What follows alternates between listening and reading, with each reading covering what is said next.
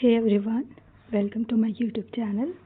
आज हम लोग सीजी सेट के 4th क्लास कर रहे हैं, जिसमें हम पॉलिटिकल थ्योरी के राइट्स के बारे में आज लेक्चर करेंगे। ठीक है, तो अगर आप में से कोई भी जो यूजीसी नेट, सीजी सेट या पीजीटी या टीजीटी के लिए प्रिपेयर कर रहे हैं, जिनका सब्जेक्ट पॉलिटिकल साइंस है, तो ये जो सीरीज़ बना रही हूँ मैं पॉलिटिकल साइंस के, ये आपके लिए बहुत ज़्यादा इम्पॉर्टेंट रहेगा। बिकॉज़ ये जो नोट्स है वो PYQ बेस्ड है, तो आपको बहुत ज़्यादा हेल्प होगी।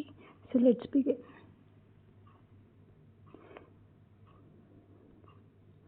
सबसे पहले हम मीनिंग एंड डेफिनेशन देखेंगे।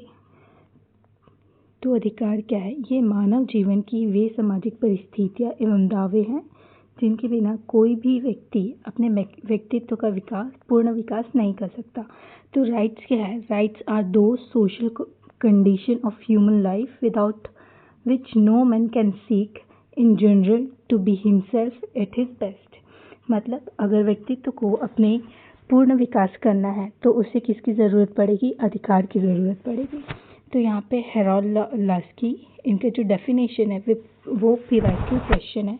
तो यहाँ पे आया हुआ है, अधिकार सामाजिक जीवन की वे परिस्थितियाँ हैं जिनके बिना आमतौर पर कोई व्यक्ति अपना पूर्ण विकास नहीं कर सकता। तो इस वाले स्टेटमेंट से ये मिलजुल रहा है। ठीक है, ये दोनों आपस में कनेक्टेड फील हो रहे हैं, जहाँ पे हेरोल्ड लास्की भी बता रहे हैं कि ये जो अधिकार जो है एक बाह्य परिस्थितियाँ है जिसमें रहकर व्यक्ति जो है अपना पूर्ण विकास कर पाता है। ठीक है, इसके बाद TH ग्रीन का देखते हैं। तो TH ग्रीन क्या बोल रहे हैं कि अधिकार वह शक्ति है जिसकी मांग व्यक्ति के द्वारा की जाती है और समाज के द्वारा स्वीकृत की जाती है। तो व्यक्ति के द्वारा किसकी मांग की जा रही है? अधिकार की मांग की जा रही है। और कौन स्वीकृत कर रहा है? समाज स्वीकृत कर रहा है। अर्नेस्ट बाकर बोलते हैं कि अधिकार व्यक्ति के व्यक्तित्व के सर्वोच्च विकास की बाह्य परिस्थितियाँ है। अधिकार क्या है? एक बाह्य परिस्थिति है जो व्यक्ति को उसके व्यक्तित्व के विकास में सहायक है। और TH ग्रीन क्या बोल रहे हैं कि अधिकार जो है एक मांग है जिसको समाज के द्वारा स्वीकृति दी जाती है। और हेरोल्ड लास्की भी बोलते हैं कि इसके बिना व्यक्ति अपना पूर्ण विकास नहीं कर सकता। तो यहाँ पे एक एग्जाम्पल देखते हैं, जैसे अभिव्यक्ति की स्वतंत्रता, फ्रीडम ऑफ स्पीच, एक नागरिक को अपने विचार प्रस्तुत करने का अधिकार समाज और राज्य के द्वारा सुरक्षित किया जाता है ताकि वह बौद्धिक विकास कर सके। तो अभिव्यक्ति की स्वतंत्रता, फ्रीडम ऑफ स्पीच, ये क्या है? एक बाह्य परिस्थिति है जिससे व्यक्ति का क्या हो रहा है? बौद्धिक विकास हो रहा है, और इससे समाज और राज्य दोनों का भी विकास होता है। तो ये राज्य और समाज के द्वारा इसे सुरक्षित किया जाता है ताकि व्यक्ति बोल सके, अपना बौद्धित्व का विकास कर सके। तो अभिव्यक्ति की स्वतंत्रता क्या है? एक बाह्य परिस्थिति हो जाएगा। ठीक है, इसके बाद हम इसके मेजर थ्योरीज देख लेते हैं, जिसमें लीगल थ्योरी ऑफ राइट्स, इसके जो प्रतिपादक है वे जेरेमी बेंथम और जॉन ऑस्टिन है। ठीक है, ये नहीं आएगा, तो Jeremy Bentham and John Austin है। ये गलत है, आपको थॉमस हॉब्स नहीं लेना है। ठीक है, बिकॉज ये जो है वो पूर्ण सत्तावादी का पक्ष लिए थे। और Jeremy Bentham and John Austin ये क्या है? ये लीगल थ्योरी ऑफ राइट्स के बारे में बताते हैं। इनका विचार है कि अधिकार प्रकृति या ईश्वर की नहीं बल्कि राज्य और कानून, स्टेट एंड लॉज की देन है। राज्य के अधिकारों का सृजक और संरक्षक है। ठीक है, तो Jeremy Bentham and John Austin क्या बोल रहे हैं कि अधिकार जो है वो ईश्वर के द्वारा नहीं मिला है या प्रकृति के द्वारा नहीं मिला है, बल्कि इसे राज्य और कानून, स्टेट एंड कानून ने इसे दिया है। इसको जब तक राज्य और कानून स्वीकृत नहीं करता तो अधिकार हमारे पास नहीं होता। तो ये क्या बोल रहे हैं कि राज्य ही अधिकारों का सृजक और संरक्षक है। ठीक है, राज्य ही अधिकार को बनाया है और यही इसको सुरक्षा प्रदान करता है। इसके बाद हम देखते हैं हिस्टोरिकल थ्योरी ऑफ राइट्स। तो एडमंड बर्क इसके प्रमुख प्रतिपादक है, इम्पॉर्टेंट है। ये प्रतिपादक जो है वो बहुत ज़्यादा इम्पॉर्टेंट है, की थिंकर्स को आपको याद रखना है। इसके बाद मूल विचार क्या बोल रहे हैं कि अधिकार जो है लंबे समय से चली आ रही परंपराओं, प्रथाओं, रीति रिवाजों का ही मूर्त रूप है। Rights are the crystallization of customs and tradition. Burke ने फ्रांसीसी क्रांति की अमूर्त प्राकृतिक अधिकारों की अवधारणा की आलोचना की और ब्रिटिश जो परंपराएं हैं वो समर्थन किया था। तो जो ब्रिटिश ब्रिटिश है, जो इंग्लैंड है, वहाँ पे जो वहाँ का जो रूल्स है वो मोस्ट ऑफ द रूल्स जो है वो परंपरा और प्रथाओं के आधार पर ही बना हुआ है। तो इसीलिए एडमंड बर्ग बोल रहे हैं कि जो अधिकार है वो हमारे परंपरा, प्रथाओं और रीति रिवाजों से आ रहे हैं, जो कस्टम्स है एंड ट्रेडिशन है वहाँ से आ रहे हैं। और कैसे बोल रहे हैं, क्योंकि ब्रिटिश जो इंग्लैंड है, जो वहाँ पे मोस्ट ऑफ द जो रूल्स है वो जो कस्टम्स एंड ट्रेडिशन के आधार पर ही बनी हुई है। इसके बाद थर्ड है सोशल वेलफेयर थ्योरी। इसमें रॉस्को पाउंट, हेरोल्ड लास्की आते हैं। इसमें बोल रहे हैं कि अधिकार समाज के कल्याण और उपयोगिता पर टिके हैं, वही अधिकार मान्य है जो सामाजिक हित को है। ये तो बिल्कुल सही बात है, ये अधिकार जो है वही अधिकार मान्य है जो सामाजिक हित को साधते हैं, जिसमें सभी का कल्याण हो रहा है। तो वही क्या हो जाएगा, वही हमारा अधिकार हो जाएगा। ठीक है।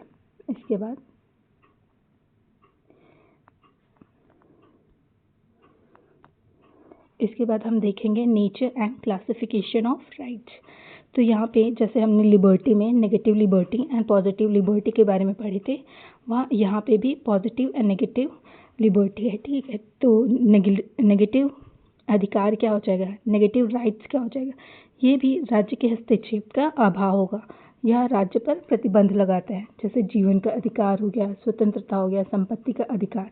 तो यहाँ पे भी ये मिनिमल स्टेट की बात कर रहे हैं, एब्सेंस ऑफ स्टेट इंटरफेरेंस, मतलब राज्य का हस्तक्षेप कम से कम होना चाहिए। इसे नेगेटिव अधिकार बोल रहे हैं, जहाँ पे व्यक्ति जो है पूर्ण रूप से स्वतंत्र है।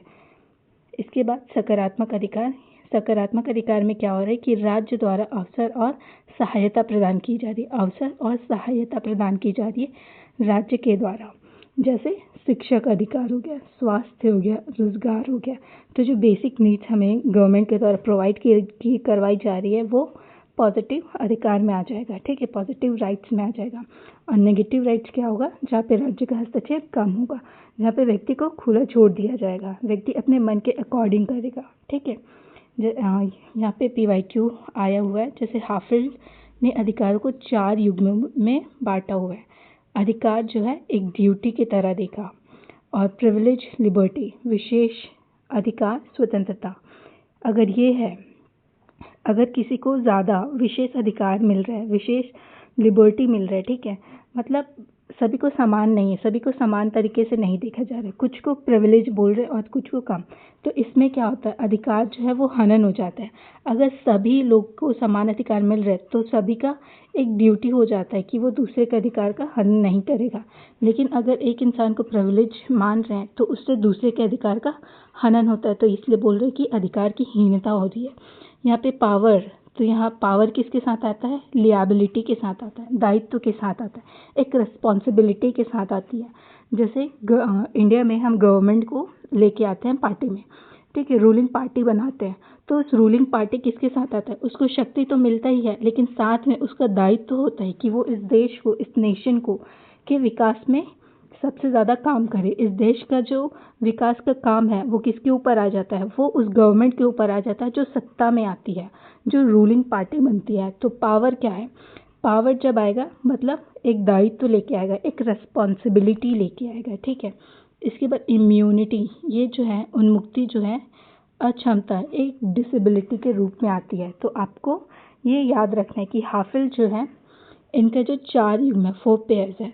तो बोल रहे हैं कि राइट्स जो है वो एक ड्यूटी के साथ आता है, अगर ये प्रिविलेज है तो यहाँ पे अधिकार का हनन हो जाएगा, और पावर है तो एक लिएबिलिटी, एक दायित्व, एक रिस्पॉन्सिबिलिटी आएगी, और अगर इम्यूनिटी है तो ये डिसेबिलिटी, अक्षमता के साथ आएगी। अब हम जनरेशन देख लेते हैं, 3 जनरेशन ऑफ ह्यूमन राइट्स। तो इसकी अवधारणा किसने दी है, कार्ल वसाक ने दिया है। 1979 में अंतर्राष्ट्रीय मानव अधिकार संस्थान में प्रस्तावित की गई थी, किसके द्वारा, कार्ल वसाक के द्वारा 1979 में। ठीक है। तो फर्स्ट जनरेशन क्या है, फर्स्ट जनरेशन, इसमें व्यक्ति को नागरिक एवं राजनीतिक अधिकार दिया गया था, सिविल एंड पॉलिटिकल राइट्स। ये कौन सा है, ये नेगेटिव राइट्स में आ जाता है, जहाँ पे वो अधिकार जैसे स्वतंत्रता का अधिकार, अभिव्यक्ति, मतदान, ये बहुत ज़्यादा बेसिक है, इसके बिना हम आगे बढ़ ही नहीं सकते, राइट। तो इसीलिए नेगेटिव अधिकार बोला गया और ये प्रथम जनरेशन में जहाँ पे सिविल एंड पॉलिटिकल राइट्स दिया गया था, ये नेगेटिव राइट्स में आते हैं। और इसका जो सिद्धांत है वो लिबर्टी, अभिव्यक्ति और मतदान का अधिकार हो जाता है। उसके बाद सेकंड जनरेशन में हम आते हैं, सेकंड जनरेशन, तो यहाँ पे आर्थिक, सामाजिक एवं सांस्कृतिक अधिकार, सोशियो इकोनॉमिक राइट्स के बारे में बात की है, जहाँ पे व्यक्ति को जो खुद से विकास नहीं कर पा रहे हैं, जिनकी परिस्थिति ऐसी नहीं है कि वो विकास कर पाए, तो वहाँ पे गवर्नमेंट क्या कर रही है, वहाँ पे हेल्प कर रही है, वहाँ पे उनकी सहायता कर रही है। कैसे? शिक्षा, स्वास्थ्य और काम का अधिकार देके, राइट। तो यहाँ पे गवर्नमेंट क्या कर रही है, एक कल्याणकारी काम कर रही है ताकि लोगों को एक बेसिक नीड्स मिल सके। तो ये क्या है, ये हमारा सोशियो इकोनॉमिक राइट्स में आ जाएगा, ठीक है। इसके बाद थर्ड जनरेशन हम देखते हैं, यहाँ पे सामूहिक, पर्यावरण और विकास का अधिकार हो जाता है। मतलब हम क्वालिटी ऑफ लाइफ को देखते हैं यहाँ पे कि हमें एक क्लीन एनवायरनमेंट मिले, हमें शांति का अधिकार मिले, ठीक है। तो हम मोस्ट एक सॉलिडारिटी जैसे हम बोल रहे हैं, ठीक है, फ्रेटर्निटी हो गया, बंधुत्व हो गया। यहाँ पे संघर्ष से ज़्यादा हम जो लाइफ की क्वालिटी है हम उसके ऊपर ध्यान दे रहे हैं, राइट। तो फर्स्ट जनरेशन में हमने क्या देखा, सिविल एंड पॉलिटिकल, सेकेंड में हमने सोशियो इकोनॉमिक राइट्स देखे, एंड थर्ड में सॉलिडारिटी ग्रुप्स, राइट, इसके बारे में देखे, जिसमें हम क्वालिटी ऑफ लाइफ को इम्पोर्टेंस दे रहे हैं, ठीक है। इसके बाद प्रीवाइक्यू क्वेश्चन है कि 10 दिसंबर 1948 को मानवाधिकार की सार्वभौमिक घोषणा हुई थी। इसमें कितने आर्टिकल्स थे? इसमें 30 आर्टिकल्स थे। और हर साल मतलब एवरी ईयर हम 10 दिसंबर को क्या मना रहे हैं, ह्यूमन राइट्स डे मना रहे हैं, ठीक है। इसके बाद हम देखेंगे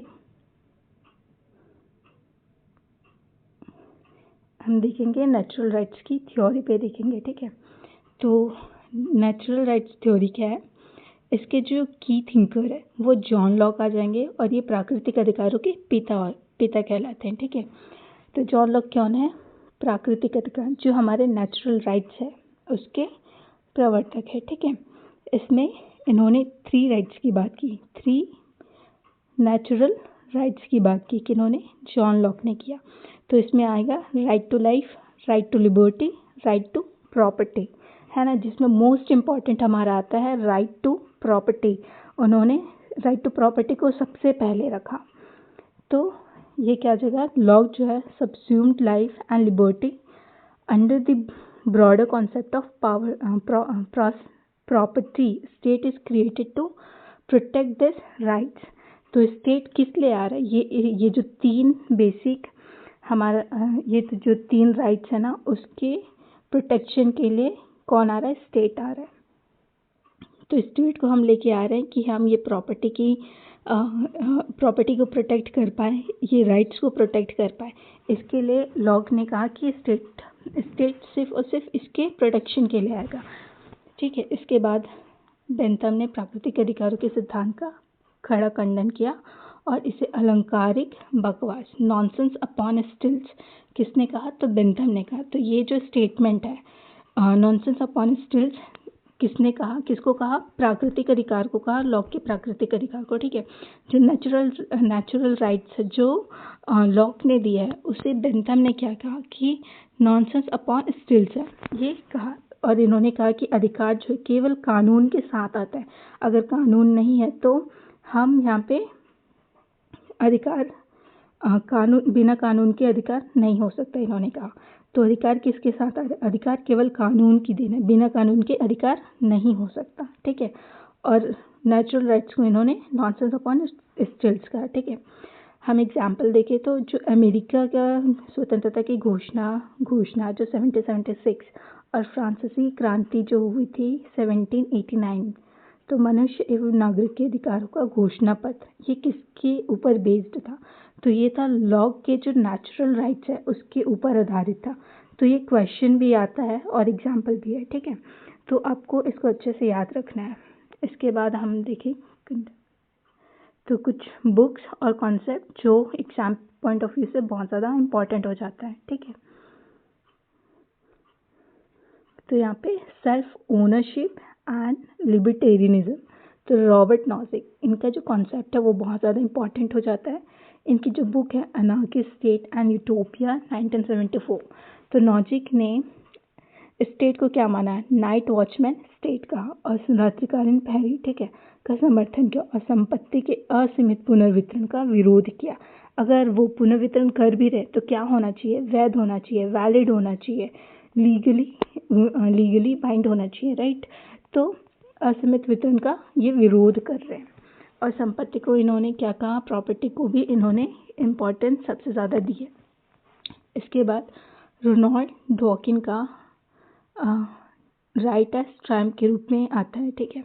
तो रोनाल्ड डॉकिन क्या बोल रहा है कि अधिकार, समाज कल्याण, यह बहुसंख्यक उपयोगिता पर दुरूप का पत्ता है। Rights are trumps over collective goals, ऐसे का।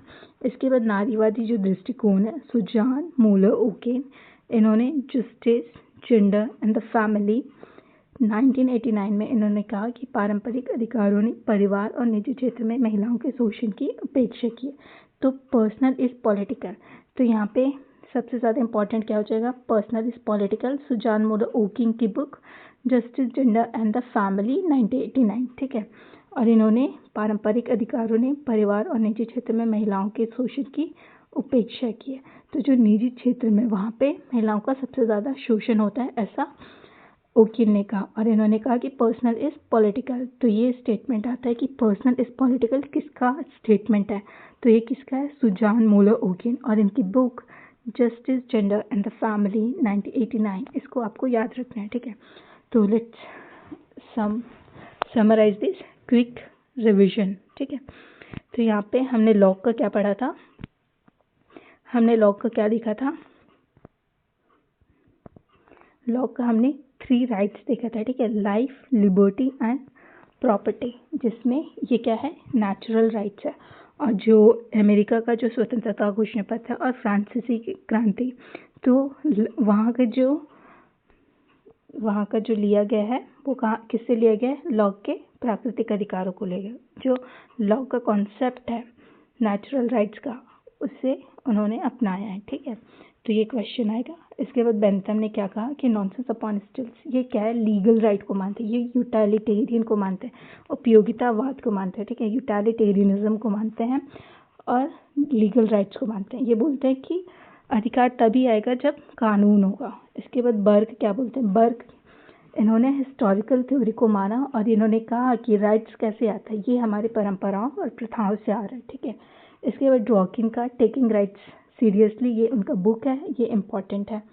फिर कारेल वसाक, ये 3 जनरेशन ऑफ ह्यूमन राइट्स दिए 1979 में, जिसमें फर्स्ट जनरेशन किसके बारे में था, सिविल एंड पॉलिटिकल राइट्स के बारे में, एंड सेकंड जनरेशन था about socio economic, and third जो था वो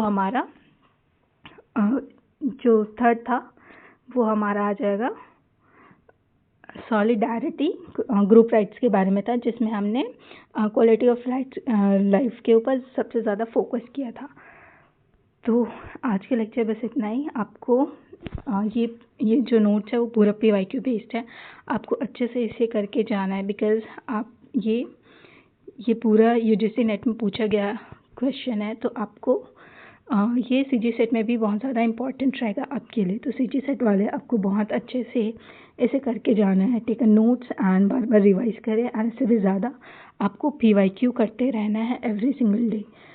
तो अगर आपकी तरफ से कोई सजेशन है कि वीडियो को और अच्छा बनाया जा सकता है, तो उसके बारे में प्लीज़ मुझे बताएं, बिकॉज मैं नया वीडियो बना रही हूँ, सो थोड़ा टेक्निकल मुझे उतना आता नहीं है, but I'll try my best.